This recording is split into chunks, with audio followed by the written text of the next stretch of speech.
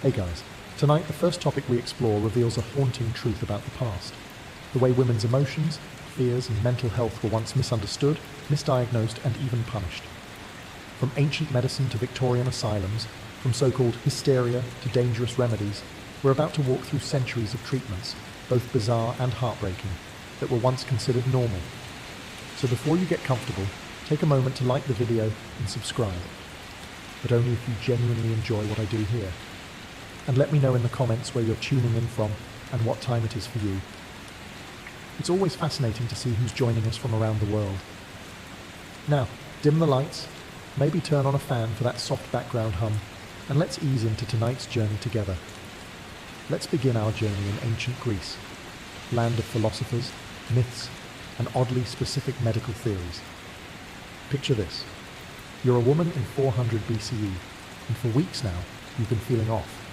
Your chest feels tight, your heart races for no reason, and sometimes you get this overwhelming wave of panic. You try to explain it to the local healer, and after some dramatic chin stroking, he proudly diagnoses you with a wandering womb. Yes, you heard that right. The esteemed Hippocrates, the guy who gave us the Hippocratic Oath, genuinely believed that women's wombs had minds of their own. According to him, if a woman became too emotional, too anxious, or even too celibate, her uterus might just pack its bags and start roaming around the body like a lost tourist. Up toward the chest, down to the legs, wherever it fancied really. And the symptoms that followed, dizziness, breathlessness, trembling, were the result of this nomadic organ wreaking havoc. Now, the treatment? Not exactly what you'd hoped for. No cozy blanket or herbal tea. Instead, doctors would waft pleasant-smelling herbs near the pelvis and foul-smelling ones near the nose, trying to lure the womb back to its rightful place. Imagine lying there while someone waves burning garlic under your face like they're trying to perform a séance for your uterus. All very scientific, of course, and in a society where women couldn't vote, own land, or even wear pants. This bizarre diagnosis was the only explanation people had for female distress. Anxiety wasn't seen as a mental or emotional experience. It was reduced to rogue reproductive behavior. To be fair, the Greeks were working with what they had. No brain scans, no serotonin theory, no trauma-informed care. But still, blaming everything on a misbehaving uterus. That's like your car breaking down and the mechanic saying, "Ah, yes, the cup holder is wandering again." The truth is, ancient women were feeling deeply, grief, fear, stress, uncertainty. But instead of being asked how they felt, they were handed incense and told their womb was misaligned. And so, the silence began. Not just of misunderstood symptoms, but of unheard stories. Now we drift into ancient Rome, where civilization was advancing, plumbing was impressive, and compassion was, well, still under construction. If you were a Roman woman struggling with anxiety, there was no therapist to call, no hotline to reach out to, and certainly no relaxing bath bomb to toss in the aqueduct. Instead, you'd be told to get married, or have a child, or both, quickly. Because, according to the medical minds of the time, who were, surprise, almost exclusively male, your emotional distress was caused by your uterus being underemployed. They didn't call it anxiety, they called it furor uterinus, which sounds like a Roman battle formation but was actually their term for female emotional instability. And if you cried too much, spoke out of turn, or seemed generally agitated, well, maybe you were just failing at your womanly duties. The cure? Childbirth. Repeatedly. One Roman physician, Serene, who actually wrote a gynecological textbook, recommended that women avoid strong emotions altogether. Just stop feeling things. Problem solved. He also advised husbands to be gentle, which in Roman terms likely meant not yelling during dinner. If you were a wealthy Roman woman and showed signs of anxiety, you might be prescribed wine and music. Not terrible until you remember that the diagnosis was still rooted in a belief that your womb was malfunctioning, like a broken machine in a bakery. For poorer women, the remedies were more direct. Herbal mixtures, spiritual rites, or being ignored entirely. And heaven forbid you questioned your husband's authority, or didn't smile at dinner, or cried too long after a miscarriage. That might get you labelled unstable, or worse, accused of being possessed by spirits or influenced by the gods. Nothing says compassionate care like a priest waving chicken bones around while you sob on a marble bench. So while Rome gave us roads, laws, and architecture, it gave anxious women nothing but shame wrapped in olive leaves. Their pain was medicalized, moralized, and then minimized, because in the end, no one asked what they were going through. They just asked when their next child was due. Now, let's walk softly into the shadowy corridors of the Middle Ages, a time when knights roamed, plagues bloomed, and if a woman had anxiety, it probably meant Satan was renting space in her soul. Medical understanding didn't just stall during this period, it practically reversed into oncoming traffic. The Greek ideas of womb wandering were still hanging around, but now they were seasoned with a generous dose of fear, fire, and holy panic. Women who experienced what we now call anxiety, trembling, crying, panic attacks, intrusive thoughts, were often seen as spiritually compromised.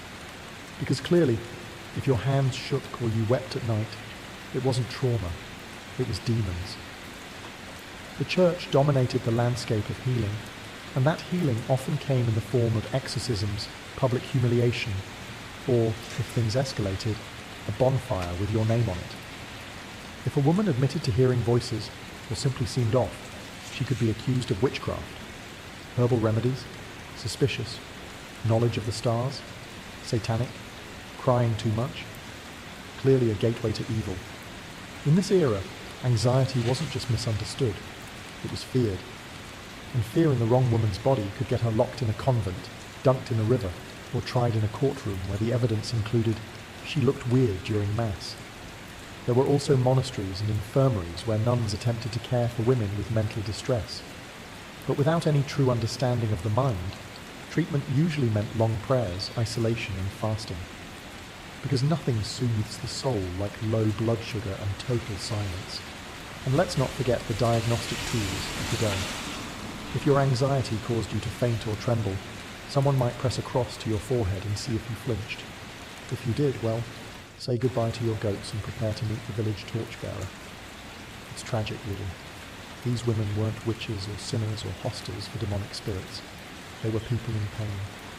People trying to breathe through sorrow, trying to sleep through dread. But in a world built on fear, a woman who trembled became a threat, and threats were burned, not understood. Ah, the Renaissance, the golden age of rebirth. Art, science, literature, everything was being rediscovered. Except, unfortunately, compassion for women's mental health. That apparently stayed locked in a medieval cellar.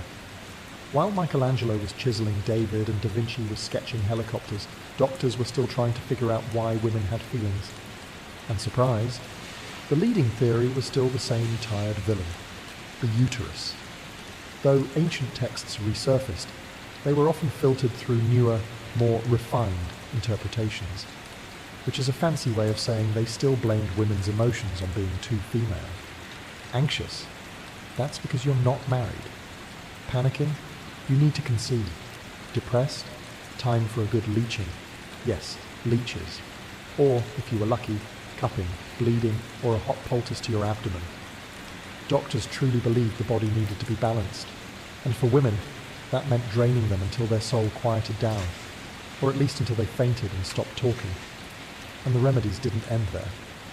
There were also soothing rituals, like being confined to a dark room for days, or advised not to read, because a woman with too many books might start thinking. And thinking, of course, was hazardous to your womb's stability. In elite households, women suffering from nervous complaints might be sent to the countryside for rest, which sounded nice on paper, but often meant being watched, silenced, and dosed with herbal tonics until they smiled again, or at least pretended to. The Renaissance loved beauty. It celebrated harmony and proportion. But it did not know what to do with a woman who wept uncontrollably or couldn't sleep through the night. Emotional pain, especially in women, was seen as unruly, unbalanced, inconvenient. So it was muted, draped in silk, locked behind chamber doors, dismissed as womanly trouble. And in the grand halls where paintings were born and symphonies were composed, women with anxiety walked silently, heads bowed, wondering if perhaps the problem really was inside them. Not the world, not the pressure, not the grief. Just them. Because in the age of enlightenment, a woman's fear was still considered a flaw to be hidden, not a wound to be heard. As we step into the 17th and 18th centuries, the world is buzzing with progress. Telescopes are peering into the heavens, philosophers are pondering liberty and reason, and Isaac Newton is explaining gravity, finally giving people a better excuse for falling apart. But if you were a woman during the Enlightenment suffering from anxiety, all that rationality didn't do you much good. Because while the world was discovering natural laws and human rights, your trembling hands and sleepless nights were still being filed under female problems. Medical men, now wearing powdered wigs and very serious expressions, were beginning to write about the nervous system. They even had a name for women like you, nervous ladies. It sounded polite, maybe even elegant, but behind the label was the same old belief. Women were emotionally delicate, spiritually frail, and biologically built for breakdowns. The uterus, thankfully, had stopped its wandering. But now doctors said women had too many nerves, too much stimulation, too much imagination. In short, the Enlightenment determined that women were simply too much.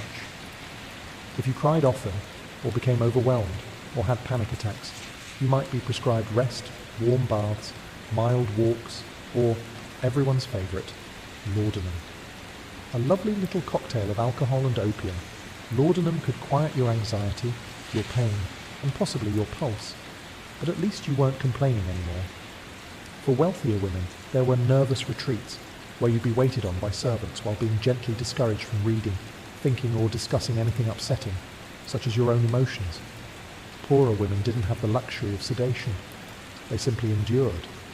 And if you dared express anger, or frustration, or heaven forbid, ambition, you might be considered not just anxious, but unstable, dangerous, mad. Your husband could have you confined.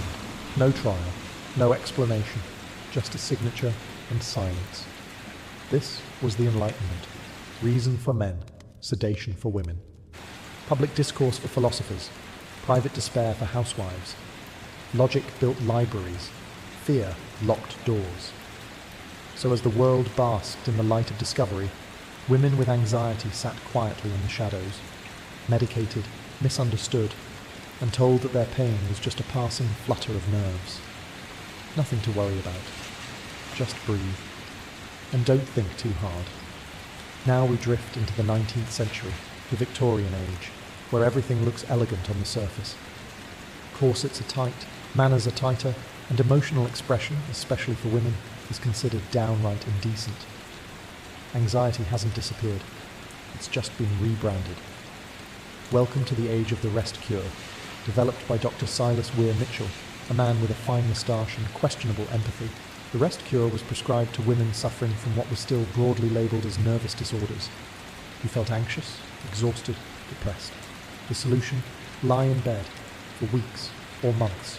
No reading, no writing, no visitors, no talking about your feelings.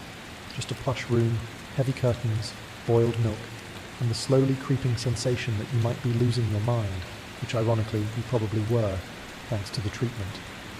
Women were expected to surrender to stillness, to melt into passivity. Movement was rebellion. Thought was dangerous. If you dared resist, you were said to be resisting healing, which, conveniently, meant more confinement. This was not a fringe treatment. It was widely respected. Famous writer Charlotte Perkins Gilman went through the rest cure herself, and later wrote The Yellow Wallpaper, a chilling story about a woman driven mad by her forced silence. Spoiler. It wasn't the wallpaper that broke her. It was the cage of polite, padded neglect. And then there were the asylums.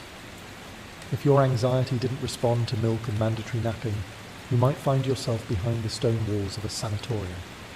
Once inside, women were subjected to ice baths, electrotherapy, and endless observation. Some were given morphine. Others were restrained for days at a time. They're crying too much, talking too fast, refusing to smile. And still, no one asked why. No one asked if she'd lost a child, or endured violence, or simply cracked under the weight of perfection. In the Victorian world, women were supposed to be calm, composed, angelic. And if they weren't, they were hidden away, beautifully, quietly, tragically, because society wasn't built to treat anxious women. It was built to keep them from disrupting the dinner table.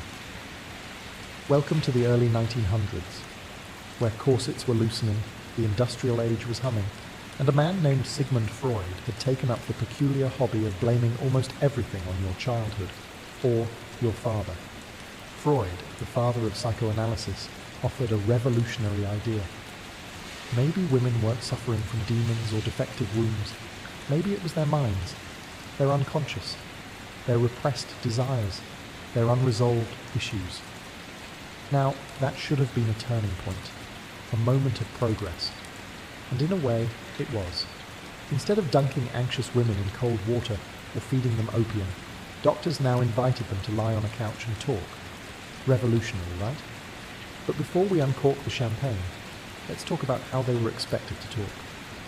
Freud and his followers often viewed anxiety in women as the result of repressed sexual desire or internalized guilt, usually directed at their parents. If you were anxious, it was likely because you were suppressing something scandalous. You just didn't know it yet. Were you afraid to leave the house? Clearly symbolic. Having recurring nightmares? Probably a metaphor for your mother. Panic attacks? Definitely something Freudian. Probably phallic.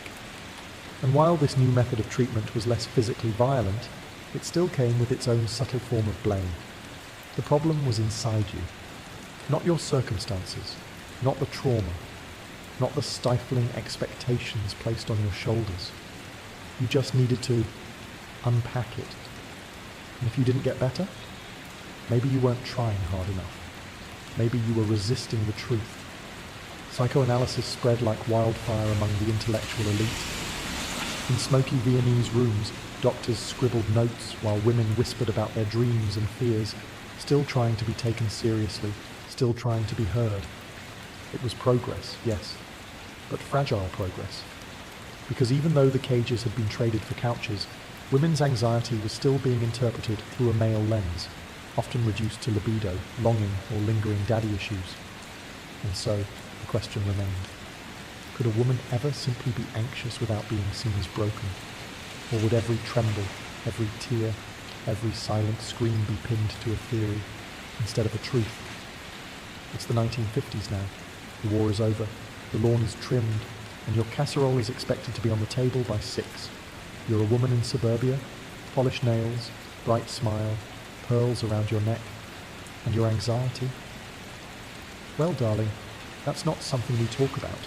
Because according to glossy magazines and daytime radio, everything is fine. So why do you feel like screaming?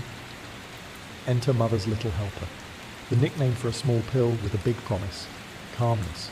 Specifically, Valium and its earlier cousin, Miltown. These little sedatives were marketed directly to women, especially housewives, who felt overwhelmed, underappreciated, or quietly unraveling in a sea of matching Tupperware. Feeling sad, anxious, numb? Just pop a pill, dear, and smile for the neighbours. Doctors handed them out like candy. No one asked about trauma. No one asked about loneliness. No one wondered if spending every day vacuuming in heels while pretending everything was perfect might be crushing. Because in this new world of conformity and consumerism, the woman's role was to be content. And if she wasn't, clearly something was wrong with her. Not the role, not the expectations, not the endless isolation. Pharmaceutical companies leaned into this narrative with disturbing enthusiasm. One ad for tranquilizers featured a woman gripping the sink with the caption, "You can't set her free, but you can help her feel less trapped." Another proudly promised peace of mind for overburdened housewives, the ones holding the family together with a smile and a rising dose of benzodiazepines. By the 1960s, millions of women were medicated, not because they were mentally ill, but because they were exhausted, because they were sad and didn't know why, because they were human in a culture that didn't allow them to be. And while these drugs offered short-term relief, they often came with long-term dependency. But no one talked about that. Addiction, after all, was considered unladylike. So they smiled. They swallowed. And somewhere deep beneath the sedation, the real question lingered. What if her anxiety wasn't a disorder? What if it was a warning? A silent scream from a soul that was never allowed to speak? By the 1970s, something had shifted. The casserole was still warm, the house still tidy. But now, the woman inside it had questions. Like, why am I the only one sedated? Why does my pain come with a prescription, but not a conversation? And who decided that anxiety was something I should apologize for? The feminist movement was swelling, not with rage, but with clarity. Women were beginning to talk. In consciousness-raising groups across living rooms and campuses, they compared notes. And what they discovered was, they weren't alone. Anxiety, they realized, wasn't some personal flaw. It wasn't just hormones or hysteria. It was often the logical result of being overworked, unheard, and expected to perform emotional labor like it was part of the furniture. Books like The Feminine Mystique by Betty Friedan cracked the polished surface of post-war domesticity, revealing the problem that has no name. It described women who felt empty, anxious, restless, despite having everything society told them they should want. Finally, someone said it. It's not in your head. It's in the walls, the expectations, the silence. And once the silence broke, there was no going back. Women began reclaiming their stories. They stopped accepting tranquilizers as apologies. They started questioning the institutions that had pathologized their emotions for centuries. In therapy rooms, a new kind of counselor was emerging, one who actually listened, one who didn't assume every panic attack was a cry for marriage or motherhood. Women entered psychology, medicine, and psychiatry, not just as patients, but as professionals. It wasn't perfect. Misdiagnosis was still common, bias still lingered, and pharmaceutical companies were still very busy. But something important had changed. Women were talking. And this time, they weren't being interrupted. They were connecting the dots between personal pain and societal pressure, between internal struggle and external structure. They were rewriting the narrative from what's wrong with me to what happened to me. And slowly, painfully, the world began to shift. Because when women stopped whispering and started comparing notes, they discovered something revolutionary. That their anxiety wasn't madness. It was truth. Trying to find a voice in a world that never wanted to hear it. As the 1980s and 90s rolled in, women's anxiety finally got a proper name. Not hysteria, not nerves, not she's just tired, but actual diagnostic terms. Generalized anxiety disorder, panic disorder, PTSD. Finally, a medical vocabulary that didn't blame the womb. Progress, right? Well, sort of. Psychiatry was getting more precise. The DSM, the big diagnostic manual with all the mental health labels, was growing thicker, and insurance companies were starting to reimburse treatments. But even as the science evolved, the experience of being a woman with anxiety still came with familiar echoes of doubt, dismissal, and stigma. Let's say you were a woman in 1993 having panic attacks. You go to a doctor, heart pounding, palms sweating, afraid you're dying. He might hand you a pamphlet, a prescription for Xanax, and a polite suggestion to get some rest. At least they'd stopped blaming your uterus. Now they were blaming your lifestyle. You're working too hard. You're probably just overwhelmed. Have you tried jogging? And sure, therapy was now a real option, if you could afford it. But finding a therapist who wouldn't assume your anxiety was just being emotional could still be a challenge. If you cried in the session, you were labelled fragile. If you didn't, maybe you were in denial. Either way, your diagnosis came with an asterisk. Still, for many women, finally having a name for what they felt was like being handed a mirror after years in the dark. It wasn't weakness. It wasn't personal failure. It was real. And it had been there all along. Medications improved too. SSRIs, drugs like Prozac and Zoloft, became household names, marketed as modern solutions to modern struggles. And for many, they truly helped. But again, they often came without a full explanation. No one was digging deeper into trauma, history, generational patterns. Just take this, feel better. So yes, progress was made, but it was clinical. not compassionate, structured, not sensitive. The labels were new, but the loneliness, still painfully familiar. Because even with names and pills and pamphlets, the question still lingered in the quiet. Will someone ever ask why I'm afraid? Welcome to the 2000s, where flip phones were cool, low-rise jeans were confusing, and for the first time in centuries, people started asking not just what's wrong with you, but what happened to you. It was a quiet revolution, not one with banners or protests, but with TED Talks, memoirs, and slowly shifting clinical conversations. Researchers, therapists, and trauma survivors began connecting dots that had long been ignored. Anxiety wasn't just a chemical imbalance or a random quirk. Sometimes it was a normal response to a life that hadn't been very kind.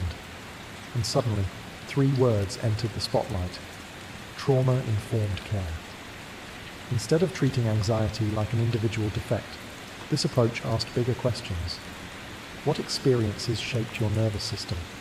What patterns are your body trying to survive? What if your hypervigilance isn't irrational, but learned? This wasn't just academic, it was deeply personal, especially for women. Because now, anxiety could be traced back to things no one wanted to talk about: abuse, neglect, generational pressure, workplace harassment, the emotional weight of performing perfection while quietly breaking inside. For many, this brought relief, even validation. For the first time, their fear wasn't a flaw, it was a wound, and wounds can heal. But this wasn't a magical fix. Society still loved productivity more than peace. Women still faced pressure to be calm, capable, and composed, even while managing households, careers, children, and the growing stack of mental health buzzwords. Burnout, imposter syndrome, high-functioning anxiety, all terms that sounded new but often felt old. And while therapy was more accessible, it was still expensive, still inconsistent, still uneven. One therapist might hold space. Another might offer unsolicited advice and an awkward smile. Social media helped, and hurt. Women could now share their struggles publicly, creating solidarity across time zones. But they could also be told to drink more water and meditate, instead of addressing years of systemic trauma. Still, something was shifting. Because the world was finally beginning to understand what women had always known. That anxiety wasn't weakness. It was history, whispering through the body, waiting for someone, anyone, to listen. Now we arrive in the age of Wi-Fi, wellness influencers, and phones that never let you rest. Welcome to the digital era, where women's anxiety no longer needs a doctor's diagnosis. It just needs a screen. You wake up to 37 notifications, 4 emails, 2 calendar alerts, and a message from someone who just wants to pick your brain. You haven't even had coffee, but your pulse is already sprinting. Anxiety in the digital age isn't just internal, it's interactive and constant. You're expected to be available, responsive, successful, hydrated, emotionally balanced, and preferably glowing, all while maintaining a curated smile on a platform that calls itself social. The modern woman isn't just managing her life, she's managing her brand. And somehow anxiety is both a red flag and an aesthetic now. Posts with "my anxiety is bad today" can trend, as long as they're paired with the right filter and a caption that's self-aware but not too messy. Vulnerability sells, but only if it's digestible. And if you try to unplug, good luck. The world doesn't slow down. The algorithm punishes you. Emails pile up like guilt. Even meditations become performance art, tracked by an app and graded by your smartwatch. Anxiety is everywhere, but so is advice. You can scroll through reels promising to cure your nervous system in under 30 seconds.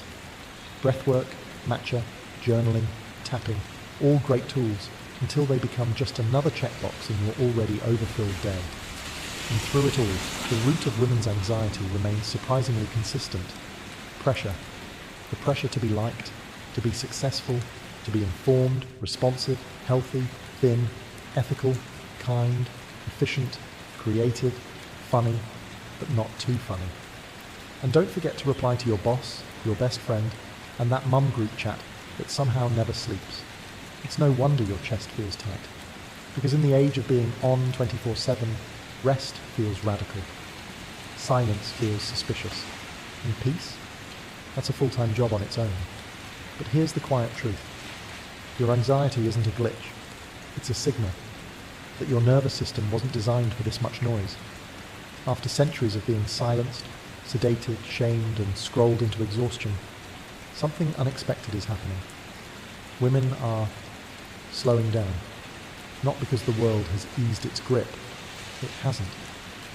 But because many are realizing that racing to meet impossible standards only leads to one place: burnout with a side of existential dread. So now, in corners of the internet and quiet living rooms, in yoga studios and therapy circles, a soft revolution is underway. It's not loud. It doesn't go viral. It doesn't wear matching athleisure or quote productivity gurus. It just rests. Rest as resistance. Rest as reclaiming. Rest as the long-forbidden medicine women were denied for centuries, not the forced kind prescribed by Victorian doctors, but the chosen kind. The kind that says, I don't owe anyone my exhaustion. Women are learning to say no, not as a failure, but as a boundary. They're cancelling plans, logging off, letting the dishes sit in the sink. And shockingly, the world keeps spinning. It's not easy. The guilt is still there, whispering, you should be doing more. But now there's another voice rising beside it, a quieter one. You've done enough for today. Breathe. Communities are forming around this truth. Groups of women who hold space for each other without judgment. Who say, me too, instead of, why can't you just push through? They're rewriting the narrative, one exhale at a time. They're learning that healing isn't linear, that some days you'll meditate and journal and go for a walk. Other days you'll cry into your cereal and delete your calendar. Both are okay. And maybe, just maybe, anxiety doesn't mean you're broken. Maybe it means you're awake, in a world that tries so hard to numb you. So tonight, if your mind is racing or your heart is heavy, remember this. You are not a machine. You were never meant to be. And in a culture that worships hustle and productivity, choosing to rest, truly rest, is not weakness. It's wisdom, ancient, sacred, revolutionary. Long before selfies, sailor sleeves, or regrettable lower back tributes, people were getting tattooed. In fact, the earliest known tattoos didn't belong to rebellious teenagers or battle-hardened warriors. They belonged to a man frozen in time, literally. Ötzi the Iceman, discovered high in the Alps in 1991, is over 5,000 years old. His body, preserved by snow, time and luck, is etched with 61 tattoos made of simple black lines and crosses. Not skulls, not dragons, just lines. But here's the thing. These lines weren't random. They were placed on joints, the spine, and the ankles. Modern researchers believe they may have been a form of early acupuncture or pain relief. An ancient blend of medicine and ritual, etched into the skin with soot and sharp tools. Primitive, yes, but also intentional. These weren't tattoos for show. They were tattoos for survival. And Ötzi wasn't alone. Across ancient Egypt, tattooed mummies, mostly women, have been found with intricate dot patterns across their bodies. Some archaeologists believe they were symbols of fertility, used to protect both mother and child during childbirth. Others think they were signs of devotion to the goddess Hathor. Either way, they weren't ornamental. They were spiritual, protective, worn proudly into the next life. In Siberia, tattooed Scythian nobles were buried in icy tombs, their bodies decorated with mythical animals, deer, panthers, griffins, curling across their arms and torsos in bold black ink. For these people, tattoos were a warrior's mark, a passport into the afterlife, and perhaps a sign of rank. These weren't the first humans to tattoo themselves. They were just the first we've found. And that's the quiet truth of tattoo history. It didn't begin with pop culture. It began with ritual, with pain, with intention. Tattoos were never just about beauty. They were medicine, memory, protection. Long before ink was rebellion, it was reverence. A sacred thread that wound its way through the skin. To tell stories when there were no books, to mark meaning before we had names for things. So the next time you see a simple line of ink, Remember, someone did that thousands of years ago with fire and ash, and it meant everything. To understand the soul of tattooing, we have to drift across the ocean to the islands of Polynesia, where ink was not fashion but ceremony. In places like Samoa, Tonga, and Tahiti, tattoos were not chosen on a whim. They were sacred, earned, and carried for life. The very word tattoo comes from the Polynesian word tatau, meaning to strike, a reference to the sound made by the tapping of ink into skin with carved bone tools. This wasn't a machine, this was rhythm. Tatau was more than body art. It was a rite of passage, often painful, always meaningful. A young Samoan man would lie on a woven mat as the tattooist, or tufuga, worked for days, sometimes weeks, tapping intricate geometric patterns into his body with sharpened bone and soot. The design would stretch from the waist to the knees, a symbol of adulthood, identity, and bravery. The pain wasn't incidental. It was part of the ritual. To endure it was to prove you were ready. To back out mid-process brought shame, not just to you, but to your entire family. In Tahiti, tattoos told of genealogy and status. They might reflect divine protection, spiritual connection, or sexual maturity. A woman's fingers might be inked to signal readiness for marriage. A man's chest might tell of his warrior lineage. Every dot, every line, every curve, all sacred. Even today, in many Polynesian communities, tattoos retain this powerful role. They're not just expressions of self, they're connections to ancestry, living records carried on skin, a living scroll. When Europeans first arrived in the Pacific during the 18th century, they were fascinated and horrified by what they saw. Sailors like Captain Cook recorded the practice in journals, and soon after, his crew began adopting tattoos themselves. Not to honour the ritual, but to mark their travels, a souvenir, a trend, stripped of meaning, but inked all the same. Still, the origin remained. Polynesian tattooing was never meant to be casual. It was sacred, personal, carried with pride through generations. Proof that your story was worthy of pain, and permanent enough to live just beneath the surface of the skin. As we shift eastward, the story of tattooing takes on a more complicated shape, one of beauty and punishment, honor and shame, all inked into flesh. In ancient China, tattoos carried a heavy stigma. Rather than symbols of spirituality or strength, they were often marks of disgrace. Criminals were tattooed on the face or neck with words like thief or traitor, permanent reminders to society of what that person had done and who they would never stop being. It was called chi pei, branding for exile. Your punishment didn't end with your sentence. It stayed on your skin for life. And yet, even here, in the shadows of shame, tattooing held deeper layers. Some Chinese warriors voluntarily wore ink to show loyalty to their brothers or devotion to a cause. In the legendary novel Water Margin, one of the 108 heroic outlaws is said to have an entire body tattooed with imagery of dragons, tigers, and flames, a man's honor written on his skin like scripture. In Japan, the story is just as layered, maybe more. Early Japanese tattoos, called irizumi, were used to ward off evil spirits, protect fishermen, or even symbolize status. But as in China, tattoos also became tools of punishment. Criminals were marked with lines on the arms, or symbols on the forehead. In some regions, each crime added another stroke, a tally of dishonor visible to all. But over time, something changed. By the Edo period, 1600s, 1800s, full-body tattoos began to emerge as an underground art form. Vibrant, elaborate designs, dragons, koi fish, gods, demons, began to stretch across the backs, arms, and legs of commoners. These weren't criminals. These were firemen, laborers, and gamblers, men with dangerous jobs and even more dangerous reputations. And then came the Yakuza, Japan's feared crime syndicates, who embraced full-body irizumi as symbols of strength, loyalty, and fearlessness. The more coverage, the more respect, and the more pain you endured. These weren't tattoos for the public. They were private, hidden beneath suits, revealed only in bathhouses or in battle. In both China and Japan, tattoos lived in tension, art and punishment, identity and exile, a constant dance between pride and shame, because sometimes the ink that marks you also defines you.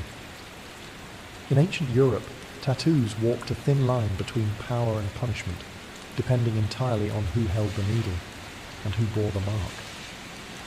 Let's begin with the Celts and the Picts, tribal peoples who lived in what is now Britain and Scotland. When Roman soldiers first encountered them, they were stunned. These warriors, some naked, some cloaked in wolf pelts, were covered in swirling blue tattoos, fierce spirals and knots etched across their faces and bodies. The dye? Woad, a plant-based ink that stained the skin deep blue, like thunderclouds rolled across flesh. These weren't decorations. They were battle armor, intimidation, identity. To tattoo your body was to declare, I am not afraid to bleed. Julius Caesar described them in his writings, half in awe, half in horror, calling them wild and barbaric. Which is ironic, considering what Rome did next. Because while the Romans prided themselves on law and order, they also used tattoos, not as symbols of honor, but as tools of control. Criminals, slaves, and prisoners of war were tattooed with marks of ownership or shame. A runaway slave might be branded with the letters FVG, short for fugitivus. A soldier who deserted his legion, inked forever with disgrace. Even Roman Christians in the empire's early days were sometimes tattooed to mark them as enemies of the state, or worse, heretics. These were not badges. These were burdens. And yet, not all Roman tattooing was punishment. Some soldiers, particularly in the eastern provinces, began to tattoo themselves voluntarily, symbols of loyalty to their legion or devotion to a deity. Quiet rebellion inked beneath the armor. Over time, as Christianity spread and gained power, tattooing across Europe fell further into disrepute. By the early Middle Ages, it was largely condemned as pagan, sinful, or barbaric. The body was now seen as a temple, and temples, apparently, were best left unpainted. But deep in the forests and along the misty moors, the old traditions lived on, whispered through generations, passed from mother to daughter, warrior to warrior. Because long before ink was criminal, it was tribal, and in the blood-soaked soils of ancient Europe, tattooing was proof you belonged to your people, to your land, to your gods. As Europe entered the long stretch of the Middle Ages, tattooing faded from the spotlight, but it never vanished. It simply went underground. The Christian Church, now a dominant force across the continent, condemned tattooing. The body was to remain pure, unblemished, a vessel of holiness. Pagan customs, including tattoos, were swept aside, labelled heathen, rebellious, or worse, demonic. And yet, even in this era of suppression, ink still found its way beneath the skin. Among Christian pilgrims, especially those who made the treacherous journey to Jerusalem, tattoos became symbols of devotion. A small cross tattooed on the wrist or forearm was proof. I made it. You had survived the seas, the deserts, the bandits, and you came home marked by faith. Some pilgrims even received these tattoos while in the Holy Land, etched by Coptic Christian families who had preserved the sacred art for generations. These weren't decorative. They were spiritual contracts, reminders etched in flesh that said, I belong to God, and I went to his city. In some monasteries, tattoos were used to identify members of certain orders, hidden symbols, discreet and purposeful. There are whispers, though rarely confirmed, of knights from the Crusades tattooing holy relics, saints, or sacred words onto their arms and chests before battle. If they were to die far from home, at least their body would bear the mark of heaven. Meanwhile, outside the church's walls, folk traditions endured. In remote villages and forested regions, old customs lingered. Women tattooed protective symbols on their hands during childbirth. Shepherds inked sacred patterns to ward off wolves. These weren't fashion statements, they were prayers with pigment. But still, to be tattooed in medieval Europe was to exist on the edges, spiritually suspect, socially scrutinized. Unless, of course, you were branded by force. Criminals, prisoners, slaves, all could be marked. And in those cases, the tattoo wasn't a choice. It was a sentence. So the Middle Ages became a paradox, a time when ink was both forbidden and revered, sacred and shamed. A time when tattoos weren't loud. They were whispers, whispers of faith, of defiance, of the enduring human need to leave a mark, even when the world said not to. As the sails of European ships began cutting across oceans in the 16th and 17th centuries, tattoos returned to the Western world, not through science or religion, but through saltwater and superstition. Explorers like Captain James Cook didn't just map coastlines, they encountered cultures where tattooing was sacred, particularly in Polynesia. Cook's sailors, fascinated by the bold patterns and meanings of the tattoo, began getting inked themselves. It was exotic, dangerous and rebellious, all the things a bored sailor craved. From there, tattooing spread through the ports like spilled rum. Sailors began crafting their own tattoo culture, part survival, part tradition, and part bragging rights. A ship's anchor on the forearm meant you'd crossed the Atlantic. A turtle, you'd crossed the equator, officially a shellback. A pig and rooster on your feet, a charm to protect against drowning, because oddly enough, those animals were often the only ones to survive shipwrecks, floating safely in their wooden crates. Each tattoo had meaning, though the meanings often changed with the tides. An image of a dagger through a heart might mean lost love, or just a rough night in a Caribbean tavern. Hold fast across the knuckles was a prayer for grip, not on life, but on wet rigging in stormy seas. Tattooing became an unofficial language among sailors. No matter your flag, your mother tongue, or your luck with rum, ink could tell your story. It was shared identity in an ocean of loneliness. In dockside towns like New York, London, and Lisbon, tattoo parlours began to appear, small, smoky rooms filled with ink pots and tales from faraway lands. These weren't the artists of sacred temples. They were former sailors themselves, often using homemade needles and gunpowder soot. But for men who faced drowning, disease, and mutiny, a little pain for a permanent memory didn't seem so bad. Tattoos became keepsakes, confessions, maps of the places you'd been, and the parts of yourself you couldn't leave behind. In an era when most people's stories faded with time, sailors wrote theirs in ink, and let the sea carry them into legend. By the late 19th century, tattooing was no longer just the mark of the sailor or the outsider. Thanks to a spark, quite literally, from electricity, tattoos were stepping into the modern world. In 1891, Samuel O'Reilly, a New York-based tattooist, filed a patent for the first electric tattoo machine.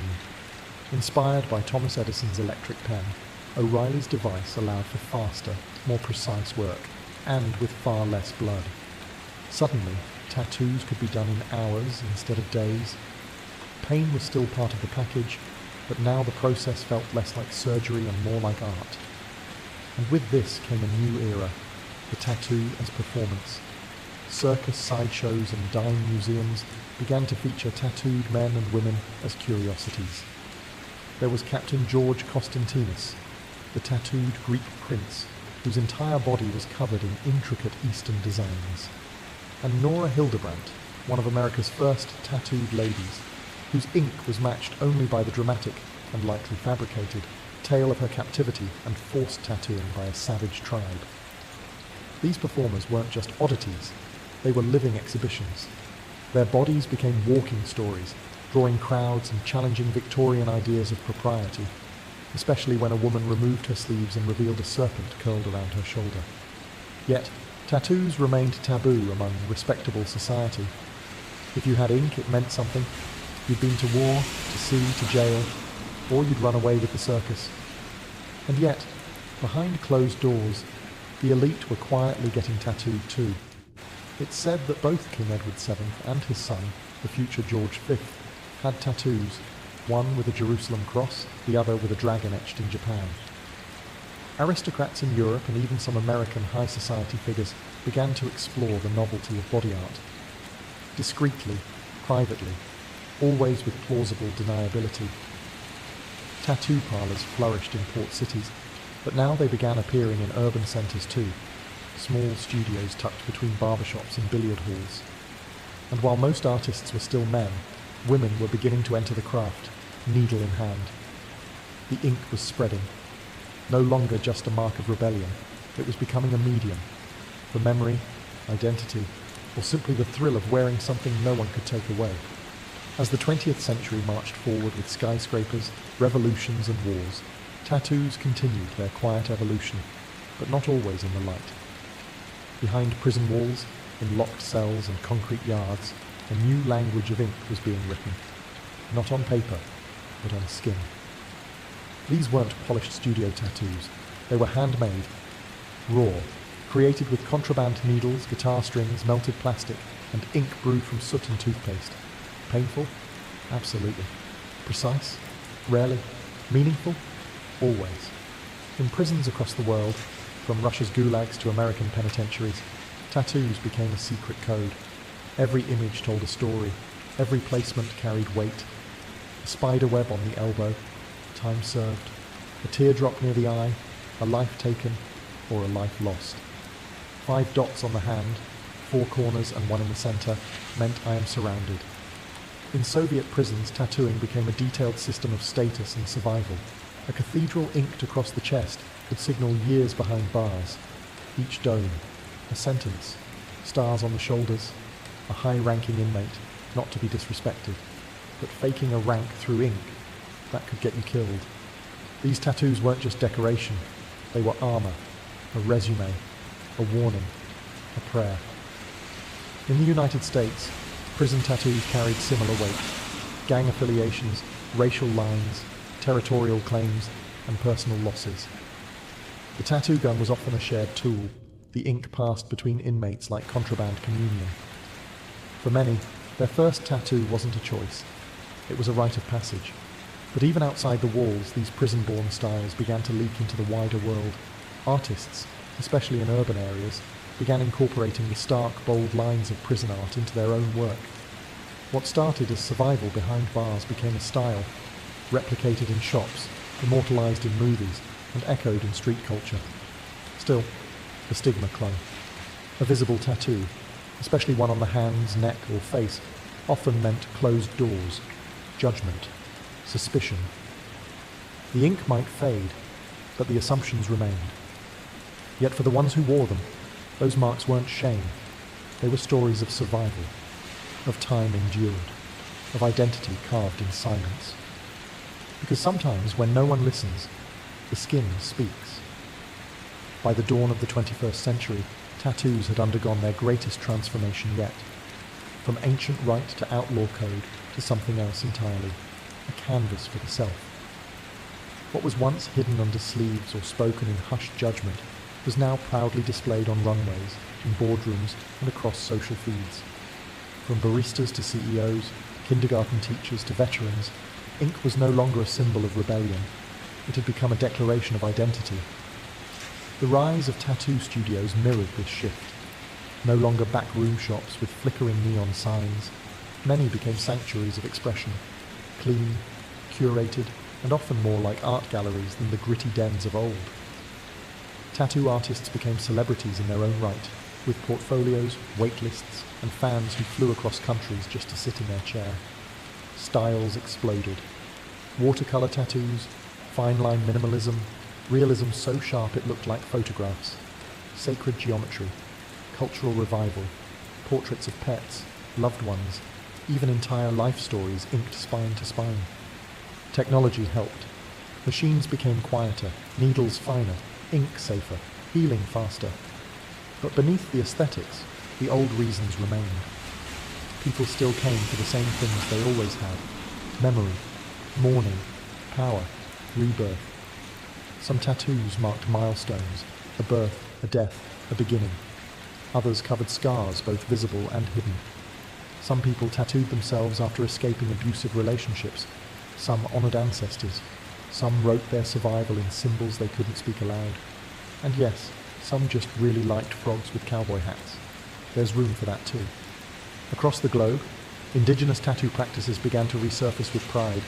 Maori Tomoko, Inuit skin stitching, Filipino batok. Ancient forms once shamed or outlawed were being revived by new generations, reconnecting lineage through line work. Yet, debates remain about cultural appropriation, about over-commercialization, about whether something sacred can survive when it becomes a trend. But maybe that's the beauty of it. Tattoos have always existed in tension between pain and pride, permanence and impermanence, who we are and who we want to be. And so, we return to where we began. Ink pressed into skin. A story told without words, a mark made, not for approval, but for truth. And in the quiet, ancient language of tattooing, that's always been enough. The story of the space race didn't begin with a spaceship or a starry-eyed dream. It began with war. World War II had left the planet in ruins, cities shattered, borders redrawn, and two superpowers standing on opposite sides of a new world order. The United States and the Soviet Union, once uneasy allies, emerged as ideological opposites: capitalism versus communism, democracy versus dictatorship. And in the ashes of Nazi Germany, both sides found something, or rather, someone, they wanted. Werner von Braun, the German engineer behind the deadly V-2 rocket, was captured by the Americans and quietly whisked to the US under Operation Paperclip. The Soviets, not to be outdone, seized German scientists and research of their own. The spoils of war now included rocket fuel, blueprints, and the mines to make them fly. The Cold War had begun, not with gunfire, but with silence and suspicion. Each side raced to build not only bombs, but delivery systems. Intercontinental ballistic missiles, or ICBMs, became the new symbol of power. Rockets capable of carrying nuclear warheads from one continent to another. But it didn't take long before someone asked a different question. What if we pointed these toward the stars instead? Space became the next frontier. Not for exploration, but for domination. It wasn't just about science, it was about symbolism. Whoever reached space first would claim moral superiority, technological supremacy, global awe. For the Soviets, the challenge was personal. After years of devastation and isolation, they saw space as a chance to prove their strength to the world, and to themselves. In the United States, space became a matter of national pride and strategic necessity. Losing wasn't just a failure, it was a threat. And so, two nations looked to the heavens, not with wonder, but with urgency. Rockets were no longer just weapons, they were ladders to prestige. And somewhere above Earth's atmosphere, a silent race had begun. A race of machines, a race of men, a race where the finish line wasn't a place, but a dream. It was a clear night on October 4th, 1957, when the world changed, not with a bang, but with a beep. From a launch site in the barren steppes of Kazakhstan, the Soviet Union sent a small metal sphere into orbit. It was called Sputnik 1, a shiny aluminum ball no larger than a beach ball, weighing just under 200 pounds, with 4 long antennas poking from its sides. It had no camera, no passengers, just a radio transmitter that emitted a steady stream of beeps as it circled Earth every 96 minutes. But those beeps echoed like thunder. To the Soviets, Sputnik was proof of their triumph, the first artificial satellite ever launched by mankind, the first object made by human hands to break free from Earth's gravity. It was a staggering technical achievement. It meant their rockets worked. It meant they were ahead. To the Americans, it was a wake-up call wrapped in polished aluminum. Panic rippled through the United States. If the Soviets could launch a satellite into space, they could launch a nuclear warhead across the ocean. Schools ran duck and cover drills. Headlines screamed of a new red moon. And in living rooms across the country, people looked up and wondered, are they watching us now? Sputnik wasn't just a satellite, it was a signal. It told the world that the USSR had reached space first, and it turned space into a battlefield of prestige, politics, and paranoia. President Eisenhower tried to stay calm, insisting that the US was not falling behind. But behind the scenes, alarm bells rang. Funding for science programs skyrocketed. Congress rushed to create NASA. American schoolchildren were suddenly encouraged to study math and physics, not just to get good jobs, but to defend freedom. Within a month, the Soviets launched Sputnik 2, carrying a passenger, Laika, a stray dog plucked from the streets of Moscow. Laika became the first living creature to orbit the Earth. She would not survive the flight. But the message was clear. The Soviets weren't just ahead, they were accelerating. And now, for the first time, humanity was no longer alone in the stars. We had sent someone up, and the race had truly begun. The shock of Sputnik hit hard. In living rooms and laboratories, classrooms in Capitol Hill, the United States faced a difficult truth. It had been beaten into space. Not by a more powerful nation, but by one that had been, until recently, a devastated wartime ally, now a fierce ideological rival. The question wasn't just, how did they do it? It was, what do we do now? The answer came fast. In 1958, the United States created a new agency, the National Aeronautics and Space Administration, NASA. Built from the remnants of earlier aerospace programs, NASA was more than an agency. It was a declaration, a commitment, a promise that America would not only catch up, it would lead. But the first American satellite, Explorer 1, wasn't launched until January 31st, 1958, nearly 4 months after Sputnik. Still, it carried more than a radio beep. It discovered the Van Allen radiation belts, proving that the US wasn't just chasing, it was contributing to science. The space race had become a national mission. Television programs featured space science for children. Schools added rocket math to curriculums. Funding for science, engineering, and math surged. American identity was now linked to the cosmos. But politics, as always, steered the rocket. This wasn't just about curiosity. It was about Cold War dominance. Space was the new high ground. Whoever controlled it would control communications, defense, and prestige. The US feared falling behind in the eyes of the world, especially newly independent nations choosing between capitalist democracy and communist rule. Enter Project Mercury, America's first manned spaceflight program. 7 test pilots, later dubbed the Mercury 7, were selected to represent not just NASA, but the hopes of an entire nation. They trained in secret. They endured punishing physical and psychological tests, and they were turned into heroes before they'd ever left the ground. Meanwhile, the Soviets were preparing to raise the stakes even further, because satellites were only the beginning. The next goal was clear: to send a human into space and bring them home. For America, the challenge was no longer hypothetical. It was real, personal, urgent, and it was only a matter of time before someone, Soviet or American, would risk their life to cross that invisible boundary between Earth and everything beyond it. April 12, 1961. Just after sunrise in the Kazakh desert, a slender silver rocket stood on the launch pad, tall, silent, and poised to change history. Inside it sat a 27-year-old Soviet pilot named Yuri Gagarin. He was calm, smiling even. Clad in an orange flight suit and a white helmet, he looked more like a test pilot than a pioneer. But what he was about to do had never been done: leave Earth entirely. At 9:07 a.m. Moscow time, the Vostok 1 spacecraft roared to life. Gagarin's voice crackled through the radio with a single word that would echo across the planet. Poyakali. Let's go. With that, he became the first human being to enter space. The flight lasted just 108 minutes. Gagarin completed one full orbit around Earth, reaching a peak altitude of 187 miles and traveling over 17,000 miles per hour.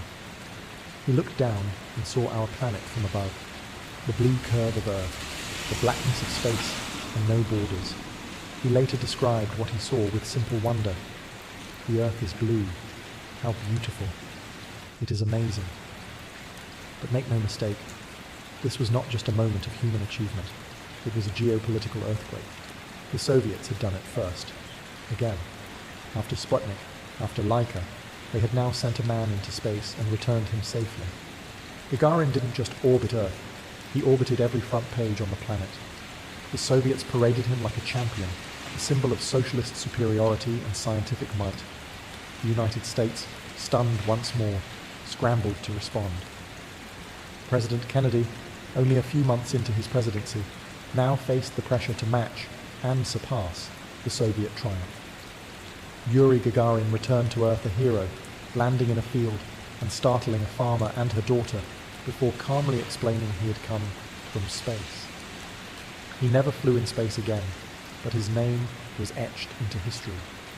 Because on that day, humanity crossed a line we'd only ever imagined. We were no longer earthbound. One man, one orbit, and the space race had officially entered its most human chapter. Just weeks after Yuri Gagarin made history, the United States was reeling, but not defeated. The Soviets had claimed the first victory in human spaceflight, but America had its own plan in motion to match and ultimately surpass the Soviet achievements. America's first step? Alan Shepard. On May 5th, 1961, Shepard, a Navy test pilot, climbed into the Mercury Redstone 3 spacecraft, nicknamed Freedom 7. Shepard's mission wasn't to orbit the Earth. Instead, his was a suborbital flight, a brief but crucial hop into space that would prove the US could send humans into the skies and bring them back alive. The stakes were high. Shepard's flight was only going to last 15 minutes, a brief moment in space. But it was a public declaration. The United States was in the race, and it wasn't about to lose it. The countdown began, and at 9:34 a.m., the rocket launched with a roar that shook the ground. Shepard soared upward, climbing to 116 miles above Earth, entering space for just a few minutes. As he floated weightlessly, he experienced a moment of awe, looking down on the blue planet below him. He didn't have the chance to look long. After a short, thrilling journey, Shepard's flight took a sharp descent and landed in the Atlantic Ocean. Shepard was immediately rescued by a Navy ship, and as he stepped out of his capsule, he was hailed as a hero, the first American in space. Shepard's flight wasn't as impressive in terms of time or distance as Gagarin's orbital mission, but it was a crucial step in the US space program. It proved the Americans could launch men into space, and more importantly, they could bring them back safely. The United States had entered the race, and while it had been a short flight, it was a long leap toward the ultimate goal, the moon. Shepard's success spurred NASA into action. The Mercury program's first success now paved the way for the Gemini and Apollo programs. The US was now determined to go further, to go higher, and above all, to reach the ultimate frontier. The race to the moon wasn't just about rockets anymore. It was about pride, about the human will to reach beyond, and the stakes have never been higher. With Alan Shepard's suborbital flight and the brief but groundbreaking Mercury missions behind them, the United States had proven it could send humans into space. But now, NASA had to answer a bigger question. Could they go further? Could they stay in space longer? And most importantly, could they reach the moon? Enter the Gemini program, the bridge between Mercury and the Apollo missions, the critical testing ground for technologies and techniques that would be required to land a human on the moon. Launched in 1965, the Gemini program was designed to test the limits of human spaceflight. It was bigger, bolder, and more ambitious. The Gemini spacecraft was twice as large as the Mercury capsule and could carry 2 astronauts, making it the first program to push the boundaries of extended space missions. Gemini's first flight, Gemini 3, took place on March 23, 1965, with astronauts Virgil Gus Grissom and John Young aboard. Their mission was brief, a simple orbit of Earth, but it marked a crucial turning point in human space exploration. Grissom's flight lasted just 5 hours, but it proved that 2 men could survive together in space, that they could pilot a spacecraft, and that they could manage critical life support systems in orbit. The Gemini missions began to increase in complexity. Gemini 4 in June 1965 marked the first American spacewalk, with astronaut Ed White floating in the vacuum of space for 23 minutes. This was an enormous step forward, demonstrating that humans could operate outside the confines of their spacecraft, a skill that would be essential for lunar exploration. Gemini also introduced the techniques that would make the Apollo mission possible: orbital rendezvous and docking, which were needed for the lunar mission. The program's ultimate goal is to prepare astronauts to operate in deep space, even if it meant spending days in orbit, performing complex maneuvers, and testing the endurance required for longer missions. By the time Gemini 12 completed its final mission in November 1966, the groundwork had been laid. America was ready for the moon. And the Soviet Union, though still ahead in some respects, had little to show for its efforts in comparison. The United States was gearing up for its grandest challenge yet, a challenge that would not just test technology, but human spirit. The race to the moon was heating up, and the finish line was within reach. The year was 1961. President John F. Kennedy, inspired by the growing tension of the Cold War and the challenge of space, made a bold proclamation that would set the stage for one of humanity's greatest feats. On May 25th, he stood before a joint session of Congress and declared that the United States would land a man on the moon by the end of the decade. The stakes were now clear. It was no longer just about sending humans into space. It was about reaching the moon and bringing them back. This vision led to the birth of Apollo, NASA's program designed specifically for lunar exploration. The goal was unprecedented: to send astronauts to the moon, land them safely, and return them to Earth. The Apollo program was America's full-throttle response to the Soviet Union's achievements, an answer to their dominance in the space race.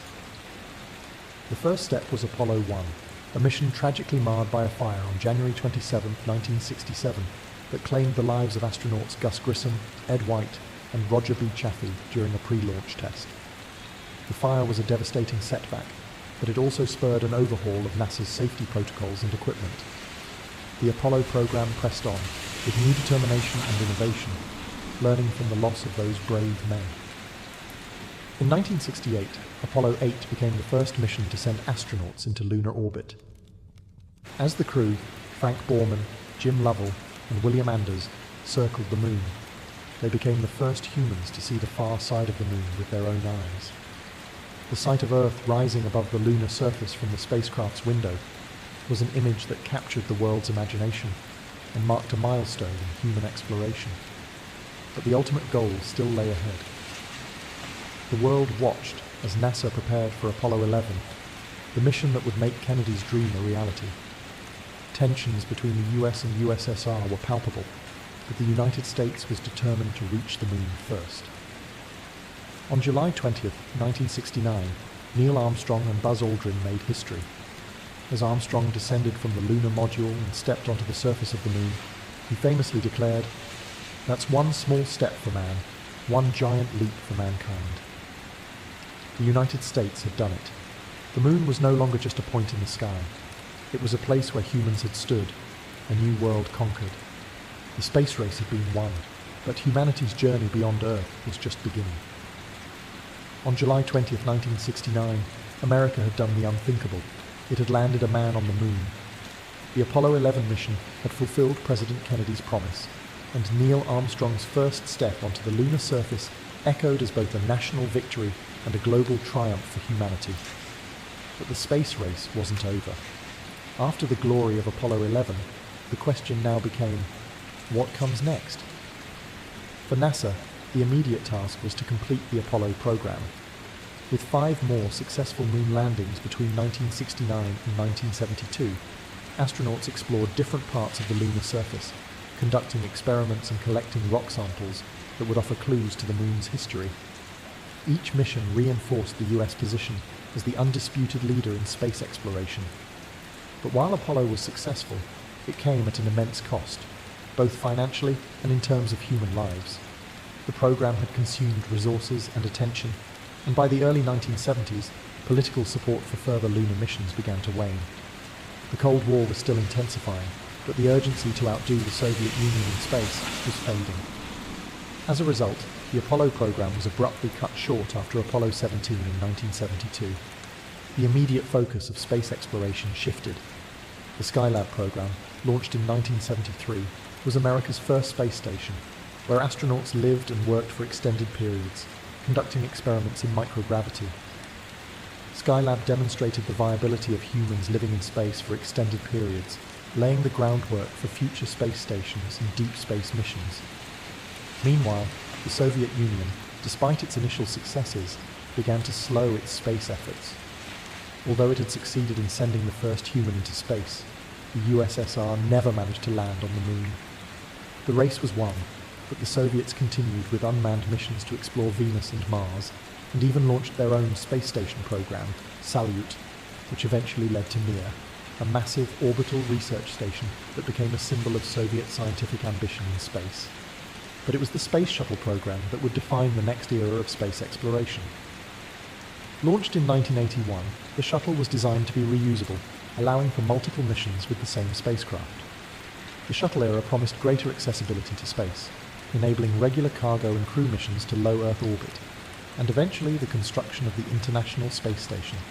Despite the promise of these new frontiers, the early shuttle flights were fraught with challenges, and the tragic loss of Challenger in 1986 reminded the world of the risks involved. But space exploration continued, driven by a shared desire to learn, to grow, and to push the boundaries of what was possible. The era of government space agencies, defined by the space race and Cold War competition, began to give way to a new age, one that increasingly saw the involvement of private companies and international collaboration.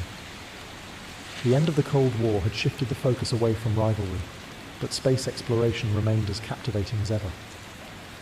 In the 1990s, the International Space Station, ISS, began to take shape in low Earth orbit. Launched in 1998, the ISS represented a groundbreaking collaboration between the United States, Russia, Canada, Japan, and Europe. The station became a symbol of what the world could achieve together, transcending the nationalistic ambitions of the past and placing scientific research above competition. It became humanity's largest and most complex space laboratory, orbiting Earth at a speed of over 17,000 miles per hour, with astronauts from different nations living and working in space for extended periods. While the ISS continues to serve as a hub for international cooperation, scientific research, and technological innovation, it also laid the groundwork for a new direction in space exploration, the privatization of space. Enter SpaceX, founded by entrepreneur Elon Musk in 2002. Musk's vision was clear: to reduce the cost of space travel and make it possible for humans to live on other planets, particularly Mars. SpaceX's success in developing reusable rockets revolutionized space travel. In 2012, SpaceX's Dragon capsule became the first privately built spacecraft to deliver cargo to the ISS. In 2020, SpaceX achieved another milestone when its Crew Dragon spacecraft carried astronauts to the ISS, marking the first time since the Space Shuttle's retirement that American astronauts were launched into space from US soil. SpaceX wasn't the only private player. Companies like Blue Origin, founded by Amazon's Jeff Bezos, and Virgin Galactic, founded by Sir Richard Branson, have also made significant strides in commercial space travel, focusing on suborbital flights for tourists and research. These companies are not just changing the business of space, they're redefining what's possible for private citizens to experience in space. The future of space exploration now includes plans for lunar colonies, Mars missions, and commercial space stations, with companies like SpaceX and Blue Origin developing the necessary infrastructure to make interplanetary travel a reality. In 2021, SpaceX's Starship completed successful test flights designed for deep space missions. NASA, too, has partnered with private firms to build the Artemis lunar program, which aims to land humans on the moon once again, with plans for a sustainable presence by the 2020s. Space, once the domain of only the world's greatest superpowers, is now an accessible frontier for many nations and private companies. The dream of exploring Mars, of establishing a human presence on other planets, is no longer just the stuff of science fiction. It is the next great leap in human ambition. And just like during the space race, the stars are calling once again. In the vast, sun-baked expanse of Egypt, where the golden sands stretch endlessly beneath a blazing sky, there lies a mystery, a lost wonder of the ancient world. A place so incredible that, according to the great historian Herodotus, it was more magnificent than even the Great Pyramids of Giza. It was called the Labyrinth, an enormous underground complex, unlike anything ever seen before, stretching far beneath the earth and the monuments of Egypt. The Egyptians themselves described it as a marvel of both architecture and ingenuity, a labyrinthine structure so intricate it defied the imagination. Herodotus, the Greek historian who travelled extensively in the 5th century BC, was one of the first to write about this astonishing sight. In his travels he was brought to Egypt, where he had the opportunity to see the labyrinth firsthand. What he witnessed left him in awe. According to his writings, the structure was composed of vast chambers, intricately designed corridors, and towering walls, far surpassing the grandeur of any known structure at the time. It wasn't just a building, it was a labyrinth of monumental proportions, filled with secrets and hidden spaces. The labyrinth, Herodotus described, consisted of 12 immense courtyards surrounded by high stone walls. Inside, the chambers were filled with carvings, statues, and inscriptions, depicting the gods and the kings who had ruled Egypt throughout the ages. And perhaps most intriguing of all, Herodotus wrote of the structure's sheer size. Not just a few rooms or passageways, but a sprawling complex stretching over vast areas. Herodotus claimed the labyrinth was so large and complex that it was impossible to explore it fully. He even compared it to the pyramids themselves, noting that it was more wondrous and impressive. But like so many ancient marvels, the labyrinth soon faded from view, hidden beneath the sands of Egypt. Over time, the labyrinth became a legend. Despite its immense significance, it disappeared from history, buried beneath the shifting desert sands, as though the land itself had swallowed it whole. Today, scholars and archaeologists continue to search for the lost labyrinth, hoping to uncover its secrets and unlock the mysteries that have remained hidden for centuries. The labyrinth that Herodotus described was not just a building, it was a masterpiece of design, one so intricate that it seemed to stretch the very limits of human ingenuity. According to his account, the structure was more than just a collection of rooms or passageways. It was a vast, sprawling complex, its scale and complexity a testament to the ancient Egyptians' mastery of architecture and engineering. Herodotus famously noted that the labyrinth consisted of 12 courtyards, each one separated by towering stone walls that encased the labyrinth like a series of fortress-like enclosures. These walls were adorned with intricate carvings and scenes depicting the gods, the kings, and the mythological creatures that populated Egyptian beliefs. Some of these depictions were said to be so detailed they appeared almost lifelike, a breathtaking blend of art and architecture. What made the labyrinth so unique was its sheer scale. Herodotus described the labyrinth as having a vast network of interconnected chambers, some so large they could house entire villages within their walls. He went on to compare it to the pyramids in terms of magnificence, though unlike the pyramids, which had a singular focus, the labyrinth seemed to hold endless secrets, each turn, each passageway, leading to another mystery. Herodotus also noted the astonishing number of statues within the labyrinth. These statues were not just simple representations, they were said to be works of immense artistic skill. Some of these statues were crafted to resemble the gods of Egypt, while others were of the pharaohs themselves, immortalized in stone. One particularly striking description involved a colossal statue of the god Osiris, which towered over the labyrinth's central chamber, serving as a constant reminder of the divine presence that pervaded the entire complex.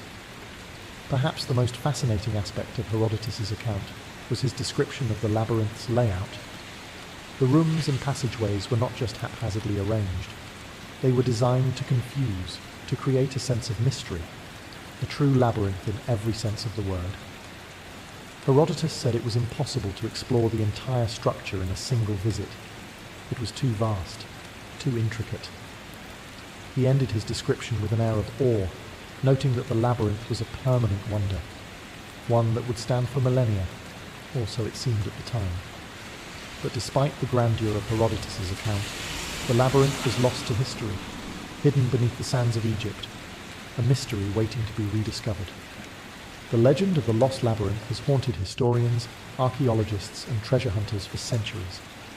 Despite Herodotus's vivid description of the magnificent underground complex, the labyrinth's exact location remains a mystery. Scholars have long debated where it might be hidden beneath the Egyptian sands, and whether it still lies intact beneath the layers of time and shifting dunes. Most agree that the labyrinth was most likely situated near Lake Moeris, an ancient, artificial lake in the Egyptian desert, near the Fayum oasis, about 60 miles south of Cairo. Herodotus himself had mentioned this location as the site of the labyrinth, linking it to the impressive structure built by the pharaoh Amenemhat II during the 12th dynasty, around 1800 BCE. The Fayum oasis, with its fertile lands and proximity to the Nile, had long been a thriving area of Egypt, and many believe that the labyrinth was part of a larger temple complex. This complex might have been dedicated to the god crocodile, Sobek, whose ancient cult was centered around the area. Some theories even suggest that the labyrinth was built as a temple to Sobek, perhaps to honor his association with the Nile and its cycles. Over the years, various attempts to locate the labyrinth have been made, but the shifting desert sands have provided little in the way of concrete evidence. In the 19th century, British archaeologists and explorers led expeditions into the Fayum region, but they came back with only fragmented remnants and unclear artifacts. They found some curious ruins, large rectangular stone structures, which some believed might have been part of the labyrinth's walls. But these findings were inconclusive, and no one has yet identified a definitive structure connected to the labyrinth itself. In modern times, technologies such as satellite imagery, ground-penetrating radar, and drones have provided new hope for discovering the labyrinth. The desert is still vast, and the sand continues to shift and bury anything that might lie beneath. In recent years, some researchers believe they may be closing in on the labyrinth's location, suggesting that the complex could be buried beneath what appears to be a series of vast, unexplored ruins near the Fayum. Still, the labyrinth's exact location remains elusive, and the possibility of it still being hidden beneath the sand is both tantalizing and frustrating. As with many great mysteries of the ancient world, the lost labyrinth calls out to those who dare to uncover its secrets. The question is not only where it lies, but what treasures, or even secrets, it might still hold within its walls. The lost labyrinth of Egypt was not just a monumental structure, it was part of a much larger, symbolic and spiritual landscape.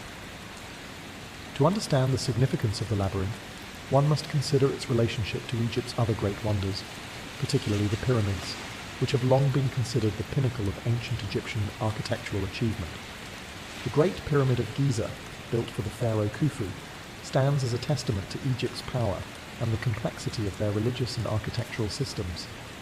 It is no surprise that Herodotus, when describing the labyrinth, would compare it to the pyramids, considering them both products of the same cultural and spiritual world. While the pyramids are often associated with the burial of kings and the afterlife, the labyrinth may have had a different function, yet equally steeped in symbolism. Some theories suggest that the labyrinth was built as a temple complex, dedicated not to one specific god, but to the broader cosmic forces of Egypt, incorporating the various gods and mythologies that governed the cycles of life, death, and rebirth. Like the pyramids, the labyrinth's design could have been tied to Egyptian cosmology. Ancient Egyptians believed in a complex layered universe, one that blended the material and spiritual realms. The labyrinth, with its vast corridors and hidden chambers, could have symbolized the journey of the soul through the afterlife, much like the pyramids, which were designed as tombs to facilitate the pharaoh's passage into the next life. The comparison between the pyramids and the labyrinth suggests that both were not simply monumental feats of engineering, but symbolic representations of life's great mysteries. Some scholars even propose that the labyrinth might have served a ritualistic function, where initiates would go through a series of trials and spiritual experiences within its corridors, reflecting the journey of the soul through the underworld, a passageway to divine enlightenment, much like the spiritual journey that was symbolized by the pyramids. Moreover, Herodotus himself believed that the labyrinth had an intricate network of passages and chambers, similar in their complexity to the passages inside the pyramids. This idea suggests a deep architectural connection, a shared symbolic purpose to guide both the living and the dead through spaces that blurred the boundaries between the material world and the afterlife. Though the exact connection between the labyrinth and the pyramids remains unclear, one thing is certain. Both structures embodied the grand vision of ancient Egypt, a civilization that looked beyond the physical world toward the mysteries of the cosmos and the eternal. The lost labyrinth of Egypt was not simply a structure built for practical purposes, like a palace or a marketplace. Its existence was shrouded in mystery, and the very design of the labyrinth suggests it was a place of profound spiritual and symbolic significance. The complex network of corridors and chambers, its intricate layout, and its scale all point to a deeper purpose, one that goes beyond mere architecture. Many theories suggest that the labyrinth was a sacred site, a place where ancient rituals and religious ceremonies were held. The labyrinth may have served as a temple complex dedicated to the worship of multiple gods, with the Egyptian pantheon of deities playing central roles in its design. The Egyptians were a deeply religious people, and their monuments often carried spiritual meaning, with each structure symbolizing different aspects of the afterlife, cosmic order, and the journey of the soul. One compelling theory is that the labyrinth was a representation of the afterlife itself. In ancient Egyptian belief, the journey to the afterlife was complex and treacherous. The soul of the deceased had to navigate the many challenges and obstacles that stood between it and the divine realm. The labyrinth, with its maze-like structure and hidden chambers, may have symbolized the trials and tribulations the soul had to endure in the afterlife. Just as the deceased had to find their way through the winding passages of the labyrinth, they also had to navigate the journey through the underworld, guided by the gods and their faith. The labyrinth could also have been a ritualistic space, where priests and initiates underwent spiritual tests and trials. Some speculate that it was the site of ancient Egyptian mystery schools, where sacred knowledge was imparted to chosen individuals. The initiates might have been led through the labyrinth in a carefully constructed ritual, meant to mirror their journey of spiritual enlightenment. The idea of a physical labyrinth representing the journey of the soul is a powerful one, as it would provide a direct connection between the physical world and the spiritual one, linking the ancient Egyptians' understanding of life, death, and rebirth. Another theory holds that the labyrinth was connected to astronomical alignments. The ancient Egyptians were keenly aware of the stars and celestial movements, which guided their agricultural calendar and religious practices. The labyrinth could have been built in alignment with the stars, with its passages and chambers reflecting the patterns of the night sky, perhaps mirroring the path of the sun or the journey of the soul through the stars. Whatever its true purpose, the lost labyrinth remains an enigma. Its symbolism, its mysteries, and its profound connection to the ancient Egyptian worldview continue to captivate those who seek to uncover the secrets buried beneath the sands. For centuries, the lost labyrinth of Egypt has remained a mystery, buried beneath the shifting sands of time. But the fascination with this incredible structure has not waned. Archaeologists, historians, and explorers continue to search for the labyrinth, hoping that modern technology and renewed curiosity might finally reveal the secrets hidden beneath Egypt's vast desert. The search for the labyrinth has been a long and difficult one. Early explorers and archaeologists, using the limited tools of their time, sought in vain for the legendary site. In the 19th century, European expeditions ventured into the desert, particularly around the Fayum oasis and Lake Moeris, which Herodotus had indicated as the labyrinth's possible location. However, these early searches turned up little beyond scattered ruins and unclear remnants, enough to spark interest, but not enough to make any definitive discoveries. In the 20th and 21st centuries, the search for the labyrinth has gained new momentum, thanks to advancements in technology. Satellite imagery, ground-penetrating radar, and modern excavation methods have provided fresh tools in the search for the lost wonder. With the help of aerial surveys and satellite imaging, researchers have been able to scan vast stretches of the desert where the labyrinth is thought to lie. Some scholars believe that beneath the sands, there may still be hidden remains of massive stone structures, echoes of the great labyrinth Herodotus described. One of the key locations consistently linked to the labyrinth is the area around Lake Moeris and the Fayum oasis, near the ancient city of Crocodilopolis. It was here, according to Herodotus and other ancient sources, that the labyrinth was constructed. The Fayum region was a fertile oasis, and the area's importance in Egyptian civilization makes it a promising candidate for housing the labyrinth. Over the years, archaeologists have uncovered traces of ancient stone foundations and architectural remnants in this area, though they have yet to find definitive evidence of the labyrinth itself. In recent decades, there have been occasional reports of underwater ruins discovered in the area around Lake Moeris, sparking renewed interest in the site. Some experts believe that parts of the labyrinth may lie submerged beneath the lake, hidden by thousands of years of sediment and water. Others speculate that the labyrinth could be buried under a sand dune near the remnants of ancient Egyptian cities or temples. Despite these advancements, the labyrinth's discovery remains elusive, but the search is far from over. Each new excavation, every new scan of the desert, brings with it a glimmer of hope that one day the lost labyrinth may emerge once again, offering up its secrets to the modern world. The sands of Egypt may hold more than just a forgotten building. They may hold the keys to understanding the deep spiritual and architectural ingenuity of one of history's most remarkable civilizations. The search for the lost labyrinth is not just an archaeological quest. It's an attempt to uncover a hidden chapter of Egypt's history, a chapter that could dramatically alter our understanding of the ancient world. If the labyrinth is ever found, it would provide unprecedented insights into the architecture, religion, and daily life of one of the most advanced civilizations in history. One of the most tantalizing aspects of the labyrinth is the possibility that it holds ancient Egyptian knowledge that has been lost for millennia. The labyrinth, with its intricate corridors, chambers, and symbolic carvings, could be a repository of sacred texts or ritualistic knowledge. Some scholars speculate that it could contain documents that explain the deeper spiritual beliefs of the Egyptians, possibly shedding light on the mysteries of the afterlife, the gods they worshipped, and the rituals they performed to ensure the passage of the soul to the next world. If these texts or symbols were preserved within the labyrinth, they could offer a glimpse into Egypt's religious practices and rituals, revealing aspects of their civilization that have been obscured by time. The labyrinth might also offer new clues about how the ancient Egyptians viewed the cosmos and their understanding of the heavens, which played such a central role in their culture. Many believe that the labyrinth's design was not just an architectural wonder, but also a reflection of astronomical alignments or cosmological concepts, tying the physical space to the divine. Moreover, the labyrinth's discovery could also revolutionize our understanding of ancient Egyptian architecture.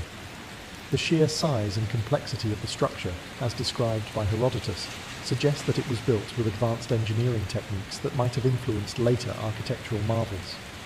Archaeologists are particularly interested in how the labyrinth may have influenced the design of other monumental structures, like the pyramids and the temples that dotted Egypt's landscape. But the implications go beyond just religious or architectural history. The labyrinth could also tell us more about the social and political structure of Egypt. Was it built by the will of a single pharaoh, or was it a collaborative effort that involved many different workers and craftsmen? What does its construction say about the organization of ancient Egyptian society? The discovery of the labyrinth would not just add a chapter to Egyptology, it would rewrite parts of it, bringing new revelations about the ancient Egyptian civilization and its place in the history of the world. For now, the labyrinth remains hidden, a shadow beneath the sands. But with every new piece of evidence uncovered, the possibility of finding it grows closer. The mysteries of the ancient world are still waiting to be unlocked, and the lost labyrinth may one day emerge from the shadows to reveal its secrets. The lost labyrinth of Egypt has long been seen as more than just a physical structure. Its symbolic significance, woven into the fabric of Egyptian culture, has echoed through history, influencing not only the myths of ancient Egypt, but also the narratives of later civilizations. Even in its absence, the idea of the labyrinth has continued to captivate the human imagination. In ancient Egypt, labyrinths were not just architectural marvels. They were symbolic representations of the journey of the soul. The maze-like structure of the labyrinth may have been designed to mirror the difficult path the deceased had to navigate to reach the afterlife. In Egyptian cosmology, the afterlife was a realm full of challenges, trials, and mysteries, where only the worthy would pass through the gates to eternal life. The labyrinth, with its many twists and turns, might have served as a metaphor for the soul's journey through these trials.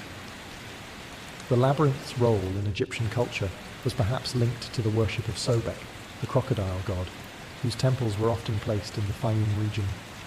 Sobek was believed to be both a creator and a destroyer, a duality reflected in the labyrinth's ability to both guide and confound. The symbolism of a hidden, mysterious maze with its guarded secrets might have represented the dual nature of the divine, both nurturing and terrifying. But the influence of the labyrinth did not end with Egypt. As the centuries passed, the idea of the labyrinth spread across cultures and myths. The most famous of these myths is the story of the Labyrinth of Crete, designed by the legendary craftsman Daedalus. In Greek mythology, the labyrinth was built to house the Minotaur, a half-man, half-bull creature. This labyrinth, unlike the Egyptian version, was associated with confusion and entrapment, a place where only those lost within its walls could face destruction. Over time, the concept of the labyrinth evolved, taking on different meanings across cultures. In medieval Europe, the labyrinth became a symbol of the spiritual journey, often depicted in the floors of cathedrals as a path of prayer and meditation. Pilgrims would walk the labyrinth's intricate paths as a symbol of their own journey towards salvation. The idea of the labyrinth as a sacred space, a space that requires both wisdom and courage to navigate, transcended borders and cultures, connecting it to the broader human experience of seeking answers, truth, and enlightenment. The labyrinth's connection to both life and death, as well as its association with spiritual trials, ensures its place as a symbol that transcends time. Whether it was in Egypt, Greece, or later religious traditions, the labyrinth has remained a powerful metaphor for the complexities of the human soul and its struggle to find meaning and purpose. Though the lost labyrinth of Egypt remains hidden beneath the sands, its symbolic legacy continues to inspire and provoke thought. It reminds us that some mysteries, though buried, are timeless, waiting to be uncovered when the world is ready to understand their deeper meanings. The search for the lost labyrinth of Egypt is far from over, and with each passing year, new technologies and methods bring us closer to uncovering its hidden secrets. Though it has remained elusive for centuries, the labyrinth continues to captivate the imaginations of archaeologists and explorers alike, drawing attention to the mystery of this ancient wonder and the possibility of unlocking one of the greatest lost sites of Egypt. The region surrounding Lake Moeris and the Fayoum Oasis continues to be the primary focus of excavations. Many believe that the labyrinth lies buried somewhere near the ancient city of Crocodilopolis, a once thriving hub that was home to a temple dedicated to Sobek, the crocodile god. This location is central to the theories that place the labyrinth in the Fayoum, as Herodotus himself made connections between the two in his writings. In recent decades, advanced technology has breathed new life into the search. Satellite imagery and ground-penetrating radar, GPR, have allowed researchers to explore areas previously inaccessible or unknown, providing new clues about what might lie beneath the surface. These technologies have enabled archaeologists to detect signs of hidden structures, even those that might be buried beneath thick layers of sand. In 2017, an aerial survey conducted over the Fayoum Oasis revealed anomalies in the terrain, large rectangular formations that could suggest the presence of ruins or ancient walls, potentially marking the labyrinth's location. Despite these promising discoveries, much of the labyrinth remains hidden, and the desert's shifting sands continue to obscure the full extent of what might be buried beneath them. Some believe that part of the labyrinth could be submerged beneath Lake Moeris, which has changed shape over the millennia. The idea that parts of the labyrinth could lie beneath the water's surface offers new hope for those who believe it is still out there, waiting to be rediscovered.